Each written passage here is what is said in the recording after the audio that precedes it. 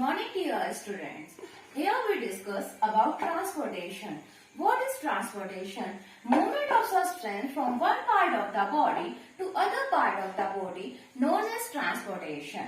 There are different ways of transportation in human and in plants. Here we discuss about the transportation in humans. Firstly, we discuss human circulatory system. There are four important organs which take parts in human circulatory system that are heart, arteries, veins and capillaries. So dear students, ये चारों मिलकर blood को हमारे body में circulate करते हैं। सबसे पहले हार्ट को समझते हैं। हार्ट 4 चैम्बर्स में डिवाइड होता है। ऊपर वाले 2 चैम्बर्स को एट्रिया कहते हैं और नीचे वाले 2 चैम्बर्स को वेंट्रिकल्स कहते हैं। हार्ट की राइट साइड वाले एट्रिया को राइट एट्रियम और वेंट्रिकल को राइट वेंट्रिकल कहते हैं। सिमिलरली हार्ट की लेफ्ट साइड वाले एट्रिया वेंट्रिकल को लेफ्ट एट्रियम और लेफ्ट वेंट्रिकल कहते हैं।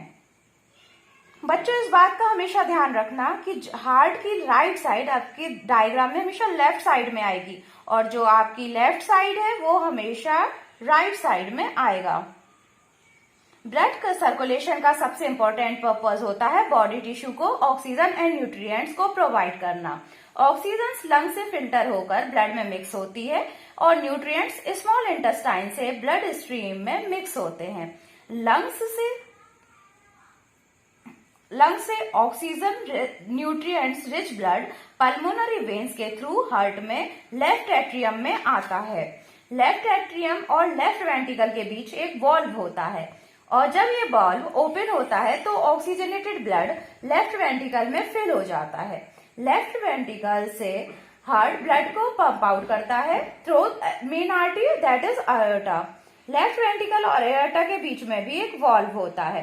एओर्टा फर्दर ब्रांचेस में डिवाइड हो जाती है और बॉडी के सभी पार्ट्स में ऑक्सीजन और न्यूट्रिएंट्स रिच ब्लड को पहुंचाती है। एओर्टा हार्ट के पास ब्रॉड होती है और जैसे जैसे हार्ट से दूर होती जाती है नैरो होती जाती है। Close to the body tissue ये आर्टरी कैपिलरीज के नेटवर्क से कनेक्ट हो जाती है जो बहुत ही थिन होती है। जस्ट 1 सेल थिक वेसल, सबसे छोटी ये ही वेसल्स होती है। कैपिलरीज के दूसरी तरफ वेन कनेक्टेड रहती हैं। बॉडी टिश्यू कैपिलरीज के थिन वॉल के थ्रू ऑक्सीजन न्यूट्रिएंट अब्सॉर्ब करती हैं और carbon dioxide and waste product blood में रिलीज कर देती हैं। ये ब्लड जिससे ऑक्सीजन न्यूट्रिएंट्स लिए गए हैं तथा कार्बन डाइऑक्साइड और वेस्ट मिक्स हो गए हैं, इसे डीऑक्सीजनेटेड ब्लड कहते हैं जो कैपिलरीज से वेन्स में चला जाता है। Veins thin wall blood cells होती हैं जो डीऑक्सीजनेटेड ब्लड को हार्ट तक ले जाते हैं।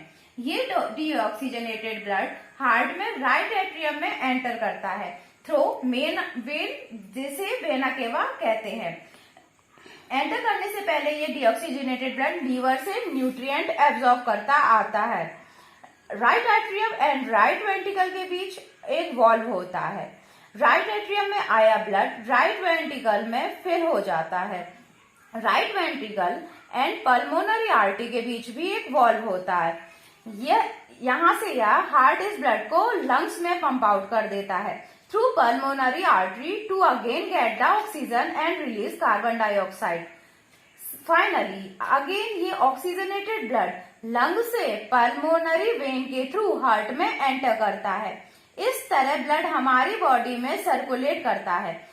हमारे इस सर्कुलेटरी सिस्टम को ही डबल सर्कुलेटरी सिस्टम कहते हैं। ऊपर वाला सर्कुलेटरी जिसमें ब्लड हार्ट से लंग्स में जाता है और लंग से हार्ट में वापस आता है पल्मोनरी सर्कुलेशन कहते हैं और नीचे वाला सर्कुलेशन जिसमें ब्लड हार्ट से पूरी बॉडी में जाता है और पूरी बॉडी से हार्ट में वापस आ जाता है सिस्टमेटिक सर्कुलेशन कहते हैं। इस तरह हर ब्लड सर्कुलेशन में साइकिल में ब्लड 2 बार हार्ट के थ्रू जाता है। नाउ कुछ इंपॉर्टेंट बातें डिस्कस करते हैं जो मोस्ट इंपॉर्टेंट है। हार्ट की आर्टरीज के वॉल थिक और इलास्टिक होती हैं क्योंकि ये हार्ट से निकला हाई प्रेशर ब्लड सभी बॉडी ऑर्गन्स तक पहुंचाता है। वहीं वेन्स की वॉल थिन होती हैं क्योंकि वेन्स में ब्लड हाई प्रेशर नहीं होता। वेन्स में इनफेक्ट वॉल्स होते हैं जो इंश्योर कि ब्लड एक ही डायरेक्शन में फ्लो करे। वेन्स सभी बॉडी ऑर्गन से हार्ट तक ले जाती है। Now dear student, we learned the transportation system. Now we learned the transportation system. I hope you all understand the transportation system. Thank you and have a nice day.